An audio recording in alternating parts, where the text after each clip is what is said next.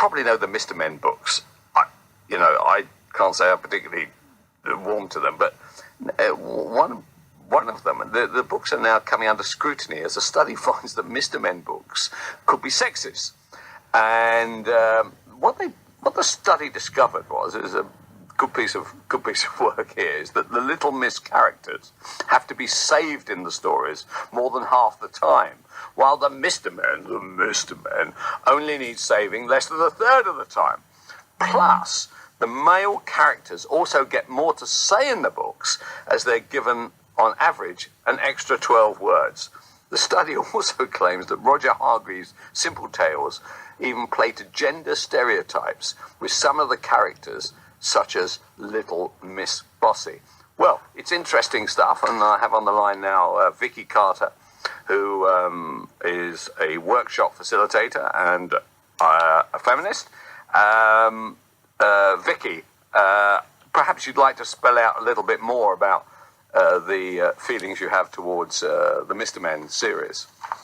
Yeah, sure. Morning. The thing is, it wasn't like written by an angry feminist. They didn't point their fingers and say, oh, this is awful. It actually stemmed from a psychological study which shows the effect of the characteristics of Mr.Men on people. I mean, let's think about the context of when these books were written. It was 1971. That was before the Sexist Discrimination Act, before the Sexual Offences Act, before the Marital Rape Act.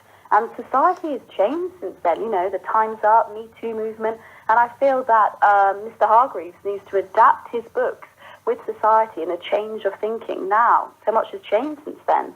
Okay, there's one little point here. The book, the study cites examples of, quote, stereotypical passages, including, quotes, she managed to find herself the perfect job. She now works for Mr. Lazy. She cooks and cleans for him. And another one was, I know what that naughty little lady needs. Isn't the truth about the matter, the study was by the University of Lincoln and was presented at the British Psychological Society's annual conference in Nottingham. I didn't know that they had one, I must be honest. But isn't the reality that these are just little fun books? Nobody takes them seriously. I mean, after all, they're called Mr. Cool. There's a Mr. Tickle. I don't know where Mr. Tickle would come in the feminist lexicon. Do you see what I mean? Do you think these things get a bit too carried away? I'm not sure, because I feel like when it was written in that mindset of society. I mean, Mr. Lazy never lifted a finger, and Miss Tidy, looked after him the whole time. But, is there a Mr. Tidy? Is there a Little Miss Lazy? I mean, first of all, Little Miss is pretty patronising anyway. And it shouldn't be Little Miss Bossy. It should be Little Miss Boss. And she's more assertive. She is the boss. Mr. Tickle on himself, where does that line cross? I mean, it's quite a blurry boundary. If someone's invading your private space, what's that telling you for your future generation, your 5-year-olds? I don't disagree with that, because if a woman starts laying down the door, she becomes bossy and controlling, and if a bloke does it, then it's known as leadership. I do know.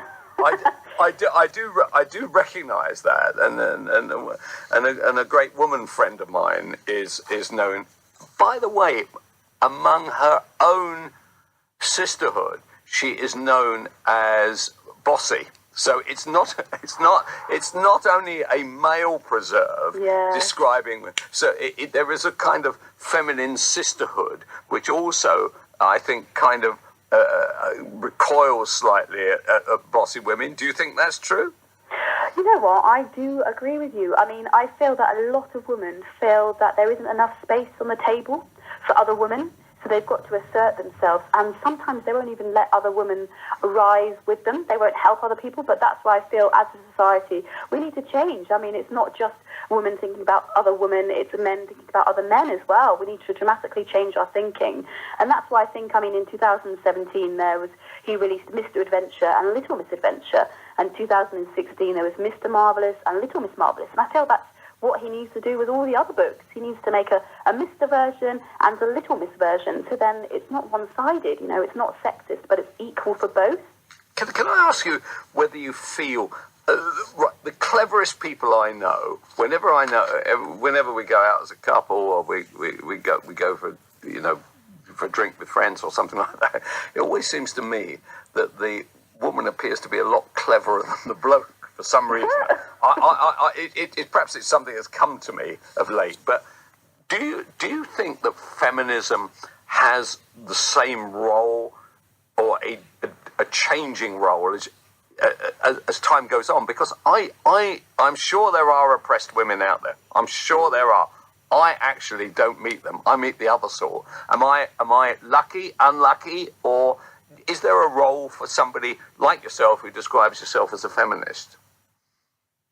Yeah, for sure. I mean, I think you're very lucky that you haven't met the oppressed women in society. Like you said, there are many, and that's why there are a large majority of feminists. I mean, I'm a member of a Facebook group, which, funny enough, is called Bossy, and it supports other feminists. And every day, people post sexual advances that have been made, or the way they've been treated just because they're a female. And so that support group and network helps bring other women up. And I feel like stepping outside of social media, that's what we need to do in reality. We need to keep pushing and supporting each other as individuals, so then hopefully everyone can grow and develop together and step out of oppressive clutches, really. Really? Well, sometimes I find it nauseating, I must be honest, when I hear expressions like mansplaining and manspreading and all that kind of stuff. I just think to myself, do you know what? There might be serious things happening in Aleppo and shocking things happening in Iran. But honestly, mansplaining, is that really worth, starting a petition about, or somebody roaring on about it? I literally, when I hear it, I just put my head in my hands and say, there must be something else more interesting than happening. I don't know, I guess some people are very passionate about what situations they've been in and how they've been made to feel, and if you haven't been personally affected by it, then maybe you don't just understand it as much as thoroughly as they have. Okay, thanks very much for joining us. This is Love Sport. I'd rather listen to PPI adverts than talk sport, that I can tell you. This is Love Sport.